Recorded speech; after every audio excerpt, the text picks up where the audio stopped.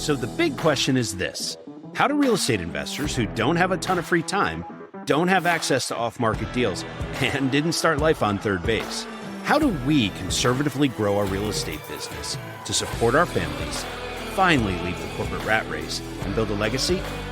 That is the question, and this podcast will give you the answers. I'm Ed Matthews, and this is Real Estate Underground. Greetings and salutations, Real Estate Undergrounders. Thank you so much for joining us today. At the top of the show, I wanted to just make mention that if you get something out of this and you're enjoying all these shows that we've done for you, if you could rate and review and subscribe, it really helps us grow.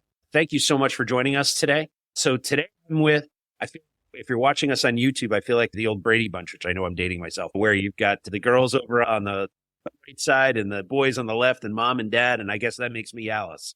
I'll be Marcia. You are the best looking one of us, Matt. So, fair. So Prefore Profits, this is an interesting opportunity because these guys have come together, two separate companies, right, guys? Yeah, that's right. And professional problem solvers, which is something that is near and dear to my heart. And they are coming together to help real estate investors be able to recognize and work through creatively and otherwise how to solve people's problems to be able to take on additional real estate and move it through their portfolio, whether they're flippers or long-term holders or something else. So, gentlemen, welcome to the show. Thank you so much for your time today. And I think we'll probably go clockwise if you all want to introduce yourselves, and then we'll get into you, William. Oh, cool. Yeah. You just actually answered something for me, and I'm being public here, but I've never really been sure of whether or not everybody is looking at the same display. Right. So sometimes I think that for somebody else, maybe we're in different spots when you're looking at your screen, and I'm glad to hear that. Cool. Anyway, my name's William Bonnell. I've been a full-time real estate investor since March of the year 2000. That's when I first got involved. So it's been 24 years of doing this. Literally the only thing I've ever done for a living is real estate in my adult life. I had some jobs as a teenager, all of which I got fired from. And I had this tiny little insubordination issue and problem with authority. So being self-employed and being a business owner, being an entrepreneur was really the only option I ever had. And thank God I was good enough at it that I didn't starve to death. Basically, when I first got into this, I really was attracted to the idea of problem solving. I was really attracted to the idea of the chess game style approach to real estate where everything's strategic, everything's planned out. And I like to take on challenging stuff. I find it really engaging mentally. And I think it's wonderful to be able to help people out of certain situations. We all know here in the United States, we don't exactly have the best financial education growing up, nor do we have the best legal education growing up. And I found that with certain situations, such as being in pre-foreclosure or being behind on income taxes or things like that, people can end up in a situation where they're in what I like to refer to as a forced sale situation. So over the years, I've perfected a ton of different techniques for resolving these issues favorably for people and either getting them out of foreclosure, getting the IRS off their back, getting state income tax agencies off their back. And I've been doing real estate investing nationwide since 2011. I was only working in the New England area from 2000 to 2011. And in 2011, I opened up and started working outside of New England. And since then, I've successfully closed deals in 38 of the 50 states. So, cool. All right. Matthew, how about you? Yes, I actually got involved in real estate. Believe it or not, I had a short run as a New Jersey Transit train operator. And I got involved in the mortgage industry in early 2000. And I ran a for sale by owner service. And we were killing it. Towards the end of the for sale by owner service, the physical service, I started to see where people were calling me in and asking me for help, asking me to get there before their spouse got home, which I thought was a little weird. I was married, obviously, at the time, so I can't work. I don't know what you guys think. One of all of us, so, Yeah. I don't know what's going on. Yeah, of course. Yeah, people were in one of those particular loans, and their mortgages were skyrocketing from whatever they thought the mortgage payment was going to be for life. Right. Mortgages weren't explained correctly to these people. And my career started at the end of 2004, going into 2005. And I took one of those classes and just put it all out there, figure out how to buy a house for as little as $10 out of pocket. And I was fortunate enough to be at the right place at the right time. I had collection experience also, too. I was trying to figure out how to jam a square peg into a round hole was something that really worked with me and resonated. So followed through with it, built 3 different companies, kept going to where I feel comfortable, where I am right now.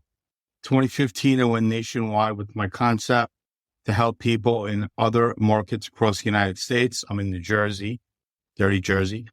And yeah, it was just fascinating. It still is fascinating to this day what had happened in the timeline. If you look at it from really 2005 all the way up to 2024, and the face of the pre-foreclosure market in 2024 has changed forever. It will never be the same due to what had happened during COVID. Well, we're going to talk about that because I have Yep. questions about that. Rick Hamrick, welcome to the show. Why don't you tell us about your background? As Ed said, I'm out of the Kansas City market. I started a little bit different than these gentlemen. I worked in the W-2 world for a long time as a technical sales engineer and then VP of sales in a software company. Bought my first rental property in 2016 and then just dabbled in it as a hobby and then got serious about real estate investing in 2020, right? When the big C word came out, it was like, okay, I need to do something for myself. And as I got into it very quickly, I realized with my technical sales engineering background, I'm more about solutions. I was very solution oriented and going where you're actually needing and solving problems in challenging situations. I met William in 2020 in another high-level mastermind, and he actually walked me through my first pre-foreclosure property. And that's when I said, that's what I want to do. Instead of doing all of these 10,000 cold calls and texts and all of that type of stuff and competing against 5, 10, 15 other people for a deal where you end up being the biggest loser if you win the deal, is to go into the pre-foreclosure niche and actually learn how to provide solutions where somebody is forced to sell the property. And so since then, William and I have formed an educational group together called IPA for REI, and then teamed up with Matt to do the Prefore Profits event, which is a national educational series to help others actually add another niche or a new line of business to their market as we're getting ready to. What's on our doorstep and what's coming over the next 4 to 6 years is really why we're putting our message out there as much as possible. So that's what I do full time now. I basically quit my W-2 job in 2021 and have focused on doing real estate, both transactionally and from an investor standpoint, continuing to add to the portfolio, the whole portfolio, whether it's a rental property or a note. That's what I'm doing. So let's pull the crystal ball out and let's talk about what you see coming. Obviously, the residential market and the commercial market, although both under the real estate umbrella, their fortunes aren't necessarily tied there as tightly as people may think. Let's talk about residential and then we can talk. Stay with us. We'll be right back. A motivated seller just filled out your web form. If you call back within 5 minutes, you're nearly 4 times more likely to get that seller appointment. But delay your follow-up by even just 10 minutes? Forget it. You're toast. Ella Vista Connect calls that lead back in 60 seconds, qualifies them, and schedules your meeting. Find out how much slow follow-up is costing you. Free calculator at ellavista.com/underground.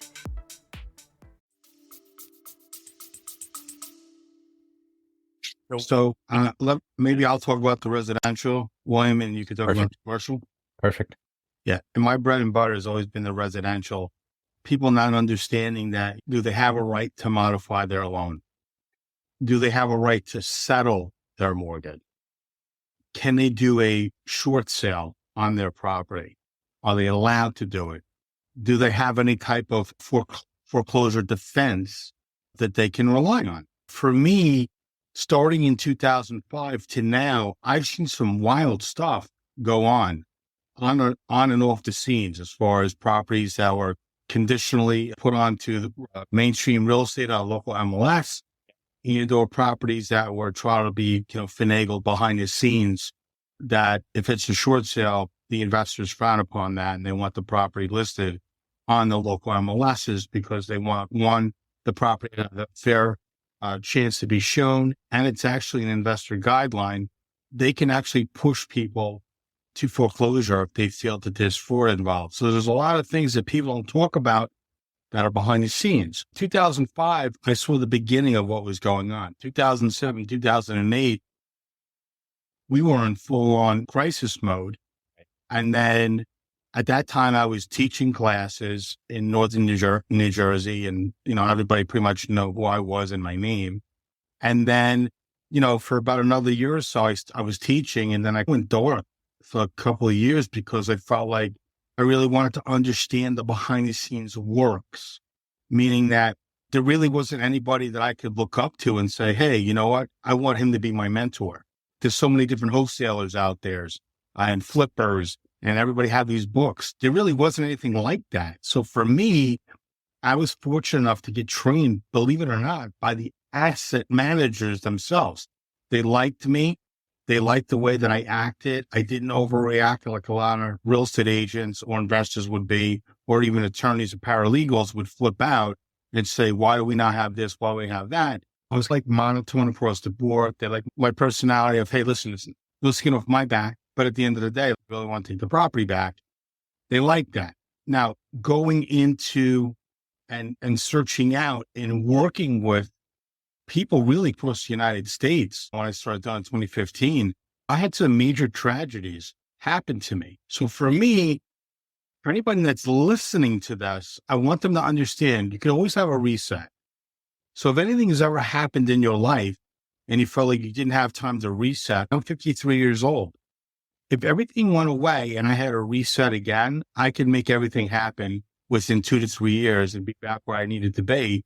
It's not a hard time. Everybody looks at real estate as something it's either really like tedious and it's hard to do, and they rent and they never buy, or they own a piece of property, a piece of real estate, and there's really never any like in between. So there's like that 1%er that really can excel in the type of market that we're in as far as helping people. Now, let's fast forward to, let's say 2019. I did a really big event in New Jersey, and I was talking about how I thought there was going to be a correction in the market. Nobody knew COVID was going to come, and definitely not at the magnitude that it came. COVID has really destroyed real estate because what it did to the banking industry in giving people deferments, giving them forbearances. And a lot of the people that I work with have already had modifications in the past. Right. So it really didn't fit the mold. So some of these people were really trying to take advantage of the system itself, and they really screwed themselves because a lot of these homeowners already had a step rate program and ended them at an interest rate of about 3.5%. Now you go through the whole COVID protocol, and those people didn't understand the model of what that was about, was the forbearance. Now their interest rates that were 3.5% are creeping up to almost 8%. Right there, that's another wave of foreclosure. So obviously there's a lot of other stuff in there, and I want to be fair to everybody else that's on here as well. But going forward, 2024, if you think short sales, you do not know short sales the way the three of us understand what's going on in the market. Well, all right. But by the end of this 30 minutes, hopefully we'll at least take a few steps forward. So 100%. Well, Yeah. First and foremost, one of the things that I want to throw out there is every single time that I hear people talking about a wave of foreclosures, and I think there's a reasonable cause for this happening.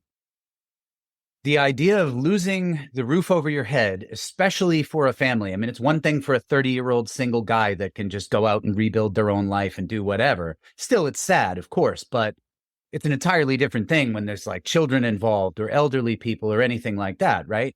So I think people naturally assume foreclosure is something that happens almost exclusively to owner-occupied residential real estate. And the reality of the matter is that's simply not the case, especially right now. What I'm seeing in the marketplace right now, and I get a lot of crap out of people that are extremely defensive of the residential real estate market being so strong right now and saying there's not going to be a wave of foreclosures, there's not going to be this, there's not going to be that. To some extent, I do agree with what they're saying. I don't think we're going to see 2008 again in terms of owner-occupied residential real estate because of things like Dodd-Frank, the CFPB, and many of the other things that have been done. The SAFE Act from 2008 Many of those things that have been done have actually set it up in such a way where owner-occupied real estate, generally speaking, they've got many more options from a consumer protection standpoint. However, where I'm seeing a massive uptick in pre-foreclosure activity right now, two separate things. Commercial real estate, number one. When I say commercial real estate, the two areas where I'm seeing them hit the worst, the two subsectors of commercial real estate that I'm seeing the worst damage in, although I will be candid and say I'm seeing absolute crap in most areas of commercial real estate right now. Commercial real estate is taking a beating. Office space is dead. It's just plain dead. Some of the biggest, best office buildings in some of the largest and most powerful cities in this country are hovering at or below 50% occupancy right now, let alone not cash flowing. They're not even covering their own expenses. Where that gets really scary is when you start thinking about some of these 1 million+ square foot properties that used to house hundreds of companies, half of which have gone out of business.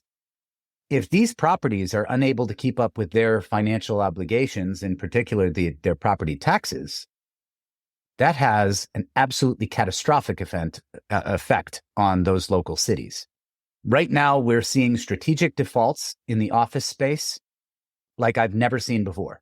Yeah. We're seeing strategic defaults on hotels like I've never seen before. People just walking away because, and a lot of people don't think about this because they're not thinking about the causation of things. But when COVID hit, one of the industries that got absolutely clobbered initially was the hotel industry.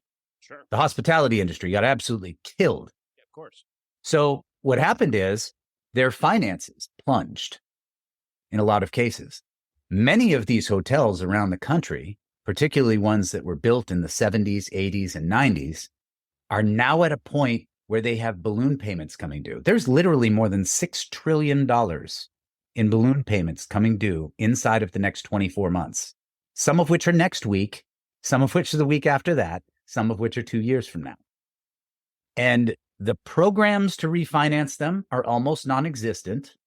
And the bulk of these properties do not qualify to refinance on their own financials because, as we all know, income property is less dependent on a credit score than it is on the financial performance of the actual asset. When you've got a hotel that's been performing miserably for the past 4 years compared with what it did for the previous 25, trying to refinance that hotel is a pipe dream at best. It has to be liquidated at a much, much lower number, and it's going to have to go through a market cycle. The other thing where I'm seeing a lot of pre-foreclosure activity that a lot of people don't talk about, some of the things that are technically residential property, but a commercial purpose. So I'm seeing a lot of investors in two particular areas residentially where I'm seeing investors getting slaughtered. Short-term rentals is one, and that's largely because of HOAs, cities, and even counties placing restrictions on it. Also because of the hotel lobby that has obviously been railing against it as well for years now and spending millions and millions of dollars trying to wipe out Airbnb and VRBO and all those other companies. And then we also see this BRRRR strategy that was really, really, really popular in the residential real estate investing world for a very long time. And now with the interest rates being what they are, a lot of people got caught in the short-term expensive loans that they used to acquire the properties, the hard money loans, where they anticipated being able to refinance out. And they're finding that when they refinance out into a fully amortized loan at 8 or 9% interest for their rental property, it's really not better than the 12% interest only or 10% interest only that they were paying on the hard money. But the hard money loan is, of course, short term. So now they have to refinance out. Many of them simply aren't able to. So we're seeing investors in the residential space getting clobbered. You got to bear in mind, it wasn't just mortgages people stopped paying. People stopped paying for the roof over their head, period. Renters quadrupled the amount of mortgages that fell behind. There were literally 4 times as many renters that were behind on their rent by 90 days or more than there were mortgages that were that far behind. Because it's a lot easier to fall behind on your rent when there's a moratorium on evictions. It's a lot easier to fall behind on your rent than it is to fall behind on a mortgage because rent's typically not reported to your credit bureaus.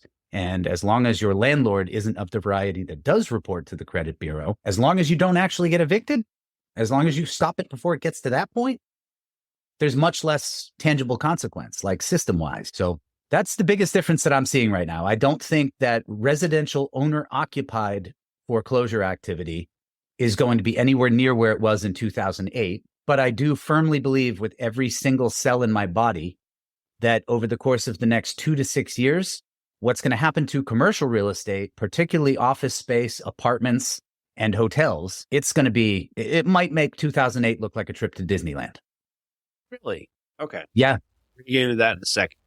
Rick, I want you to tell me about the event that you have come up and how you can help real estate investors figure out how the heck to help with all these various asset classes, and what are some of the strategies that you guys utilize every day to run your own businesses. Right. Yeah. Thank you for that. The coming together, the culmination of RRG and IPA coming together to put this event on is really to help others understand how to build a sustainable business in any real estate or economic environment. And that is truly understanding what are the 8 options that somebody has, whether it's a commercial property or a residential property. What are those options? Because the banks and the institutions aren't necessarily looking out for the borrower or the consumer themselves. They have a specific KPI and they're going to steer in one direction. But if you truly understand what those 8 options are, starting with, curing the arrears or curing the default, to selling the property outright with equity in it, to doing some type of a loan modification or a deferment, all the way through the acquisition techniques, right? And that's largely what we'll focus on is the acquisition techniques. Some of the best ways to do that are to take over a property subject to the existing mortgage, or do a lease option or other creative transaction, and or a short sale, right? When there is no equity or low equity, how do you help a borrower or an institution out of that? So we'll be covering everything from how to source and find these leads, what do the systems and process and marketing look like, all the way through my 8 options, all the way to the exit, because 2 of the last positions are bankruptcy and foreclosure. And the 3 of us say any day and every day, foreclosure should never be an option, right? And when you know what you're doing and who you're talking to, the banks and the institutions really look at you as an asset on their side. They see you as part of the loss mitigation team, and they would much rather come up with a pre-foreclosure solution than actually take the property back for a ton of reasons. So that's what the 2.5 days is really going to be about, is enabling people who generally shy away from this niche,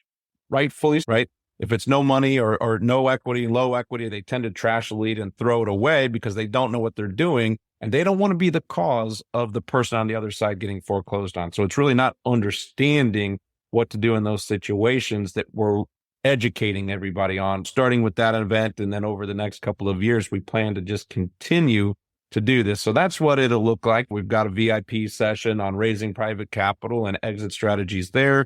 We have VIP dinner. We have an open reception. It's just going to be about networking and being in the room and building that army of resources around the country, because we don't focus on everything. We focus on our niche and like when I say the 8 options, when it comes to a loan modification, William and I outsource to Matt. That is his income producing lane. We're focused on more of the investor side, right? The subject to lease option or investor short sale side of things. So it's being aware of what's there, finding what fits your bag of tools, and then adding that to your business going forward so that you can remain relevant in any economy.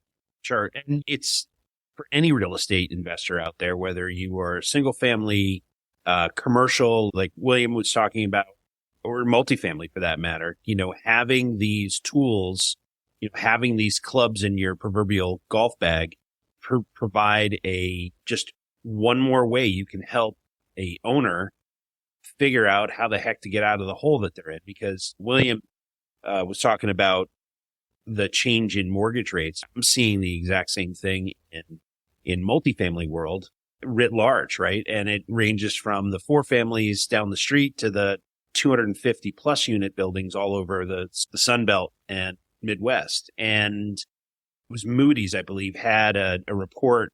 It was a couple of years ago, but they reiterated it in this past January, where they said basically a quarter of the adjustable rate mortgages that were coming up for repricing or refinancing this year, and this is just multifamily commercial world, could not be repriced because of the exact reason that William mentioned, that they overpaid for a building at a 3% rate. And now that rate is 6.5, 7, 8.5%, depending on the property and area of the bank.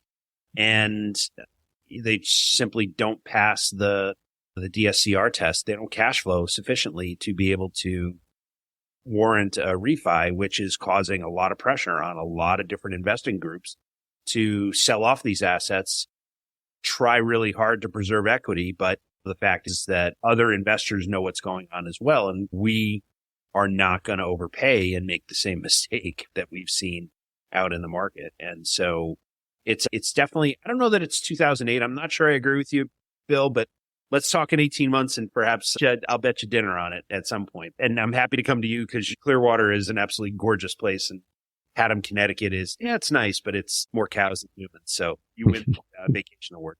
So but the thing is that I think the banks are, because of all the various regulations that occurred in 08, 09, 2010, 11, the banks are far better capitalized. Where I see the pressure is in the commercial lenders and the ones that are backed by hedge funds and private equity. Those are the ones that the collar's getting a little tight, right? And, the thing that you said really resonated with me. And that is, if you're out there listening and you have a project, whether it's a development project or a commercial, residential, commercial office, industrial, single family home, whatever, there is always a solution, because here's the inside thing. And you mentioned it.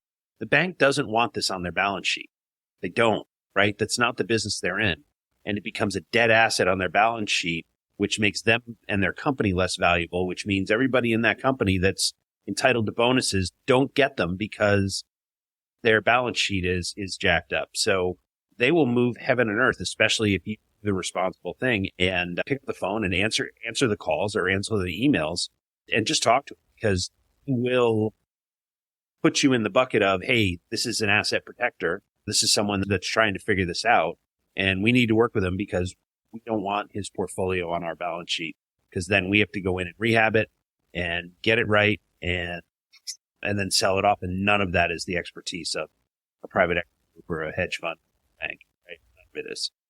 Any comment? I absolutely agree with that. I think they're definitely interested in trying to work things out. And for that very same reason, in all honesty, commercial foreclosures, commercial pre-foreclosures are 1,000 times more profitable than residential ones are, for that exact reason. Because all of the reasons that any given financial institution does not want to take back real estate, they like to lend paper. They like to own paper on real estate. They like the real estate to be the collateral, but all they want to own is debt. So they're getting paid.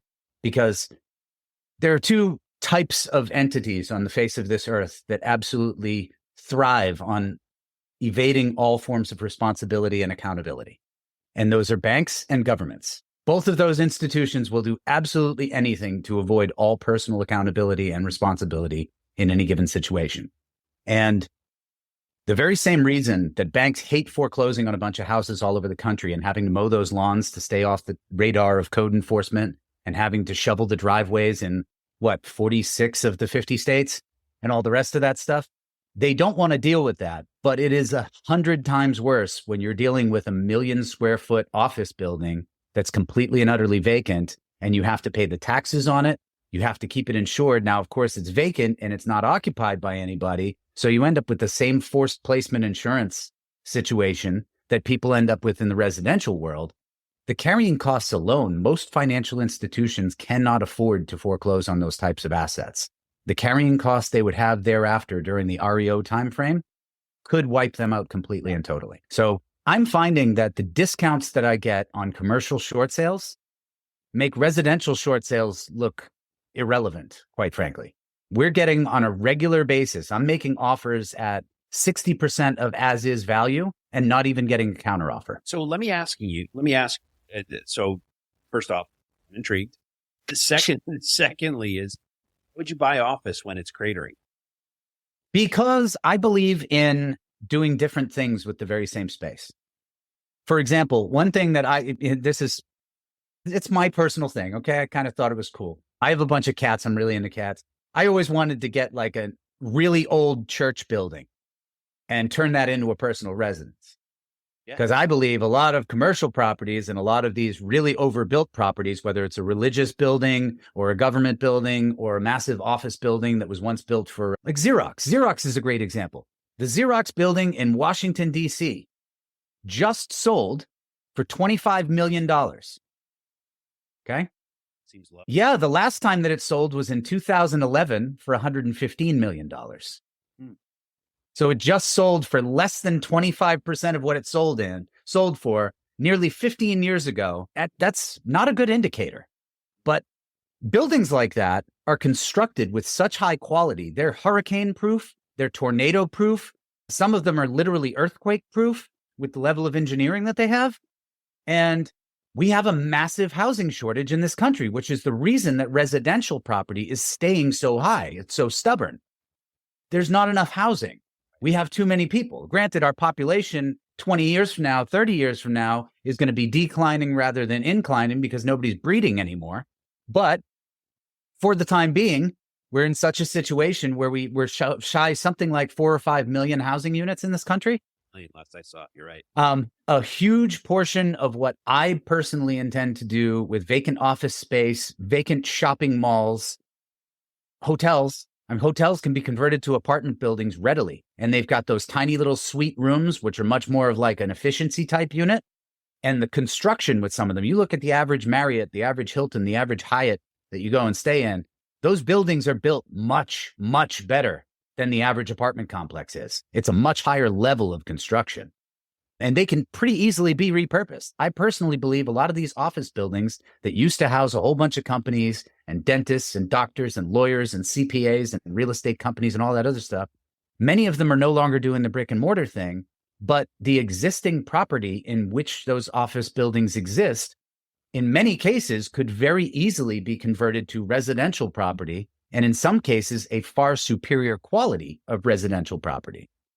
You could be turning that Xerox building into a brand new version of Trump Tower. Yeah, it's an interesting play. I have friends, that's all they do now is they were multifamily investors, and now they've built a cohort of people that they go around the country. They look for very specific footprint and layout in terms of MEP.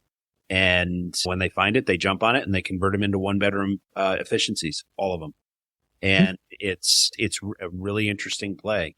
So Matt, I'm curious about what you're seeing in the residential space in terms of William mentioned BRRRRs and short-term rentals.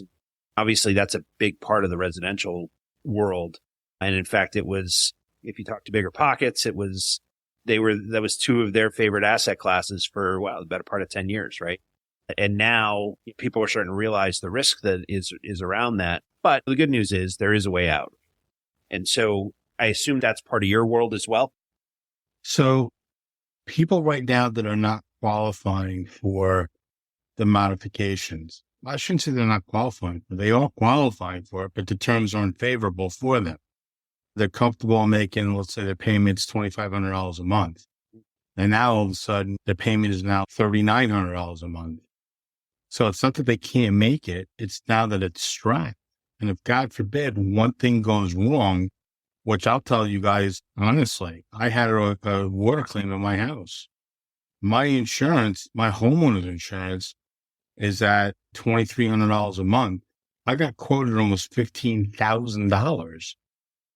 Right there, the insurance claim could put somebody into foreclosure. Please tell me you mean $2,300 a year and not $2,300 a month. I just had to throw that out there real quick. That sounds like an abnormally, I don't know what kind of house you live in, bro, but it sounded like you got that church that I was just talking about. $2,300 a year was my homeowner's. Yeah. I got as high as $15,000, and we ended up settling at $5,300 a year, which is still bananas. And then they furthermore went to say that I live in a big area, that Jersey is considered a big area. I was like, oh, hey. So I said, now the insurance companies are redlining states. They're very fearful of water. So I don't live in a flood zone. I don't live in a floodplain. There's no water around me. It just we had freakish incident in our house, happened to be the same pipe, 18 months apart. I'm being told, stay in the insurance for 10 months, in the full year, your insurance rates will go back to normal. So they have these accident forgiveness nonsense things. I don't really believe in it. But as far as people that were in modifications and then tried to sell their houses thinking that they have equity in their house, and they did a forbearance. So let's just say you did 10, 15 years ago, you did a modification, and now you have a silent second. Or maybe you've got a partial claim on your property you don't even know about, which I actually have 3 transactions in my 2 now, 1 closed, in my pipeline for that very reason, thinking that they've got all this equity and then they realize they don't. And then going back to the homeowners and saying, hey, sorry, Mr. and Mrs. Homeowner, you thought you had all this equity, but the reality is you have no equity in your house. So it really shouldn't matter what your house sells for. I may or may not get shot by the mortgage industry, but I will say this. I'm telling people, don't overpay. Because if you're going to overpay, you're going to keep increasing the value of these areas unnecessarily, and nobody's going to win. Because a lot of these banks have insurance policies, and nobody talks about that. And these are some of the things that I talk about and that I teach. And it's important, I think, for people to understand across the United States, yeah, people are going to overpay for property. My wife's doing a transaction right now. They're 2 months away from sheriff's sale. The woman's husband passed away 3 years ago. Guess what? 3 years later, she had a sale date on her house. They had actually practically no mortgage left on their house. Now they owe $130,000. My wife was, because of the area and the neighborhood, she was able to get $65,000 more for that house over asking price, but she never would have gotten that lead if it wasn't for me. So I tell real estate agents, stop hiding from distressed real estate. There's a ton of gold in there. You can help people, right? And you can make money. If you put people for profit, you'll find a better way. And real estate agents, unfortunately, because I could say, because my wife's a real estate agent, I am friends with a lot of them, they're very cheap. They're on to the next deal. They're worrying about the next deal. They're not worried about amassing either properties or trying to figure out how to promote themselves or put things back in place where they can market to these types of situations. So I will never be out of business as far as I'm concerned. It's just human nature. The fact is that realtors they're salespeople. And I don't mean to grade that being one. Rick, I spent a bunch of years in tech sales and marketing as well. And I'm just as coin operated as any realtor out there. But the fact is that their job is not to understand necessarily the ins and outs of a short sale. Their job is to get the best possible price as fast as possible under the best terms, get it done and move on. And it's a valuable service, right? Just not necessarily congruent with somebody's situation when they're in a bind. So guys, we're coming up on 36, 37 minutes into this conversation. I could talk for days about this stuff, but Dad, I'm going to go to your conference and I'll do that. One more time, why don't we talk about the conference, who should go, who's this for, and how do they get more information on the event or setup? Yeah, very good. Yeah, you could visit preforeprofits.com, just PREFORE profits.com. And that's down in Clearwater, Florida here on the 28th of February. It'll be 28th, 29th, and then the 1st of March. Who should come? We're really having any real estate industry professional. We ultimately think it'll be an agent investor hybrid, but we've got attorneys and title companies and others like CPAs that are coming to the event. A nice list of sponsors and other interested parties that want to know how, as a lot of the industry is staying flat or even potentially declining in the asset sales, residential asset sales, William and Matt and myself are getting busier, right? So coming down to Clearwater, Florida is not only going to provide a lot of detail, a lot of education on some of the mysteries around the for sale pre-foreclosure world, but it's also going to put you in the room with a bunch of really awesome professionals around the country, essentially amassing and building an army of folks, because even in the residential space alone, there are more than 3 million homeowners that are more than 30 days behind. The three of us cannot help 3 million people. So we are trying to scream from the rooftop as much as we can to educate as many solution providers as we can, because foreclosure should never be an option. Right on. Gentlemen, William, Bonnell, Matt, Merenoff, Rick Hamrick, thank you so much for your time today. I am on your website now, and I'm going to book a ticket. I'm actually going to be in Arizona the prior. So I'm formulating a strategy on how I can convince my wife that it's a good thing that I've gone for 2. But we'll work on that. But she may be fully supportive for now. But That's right. The gentlemen, thanks. And you're doing a lot of good out there for a lot of people and hope for it. And I wish you continued success, because every house that you acquire in your business solves a family's problem. That's a big deal. And I appreciate it. I appreciate you. So congratulations. And we will put all of the additional information on the show notes as well as on the website. And we'll blast this far and wide as well, and see if we can help you raise some additional interest in the event. So thank you for putting this on, and Appreciate it. continue good fortune. I greatly Thanks, Ed. appreciated it. Thank you. Thanks. This has been the Real Estate Underground podcast. Thank you so much for listening. Don't forget to rate, review, and subscribe. It helps us grow. Until next time, happy investing. This has been the Real Estate Underground. Don't forget to subscribe. It helps us grow. Until next time, Undergrounders, remember your real estate journey begins with a simple step forward. Now get to it. Bye for now.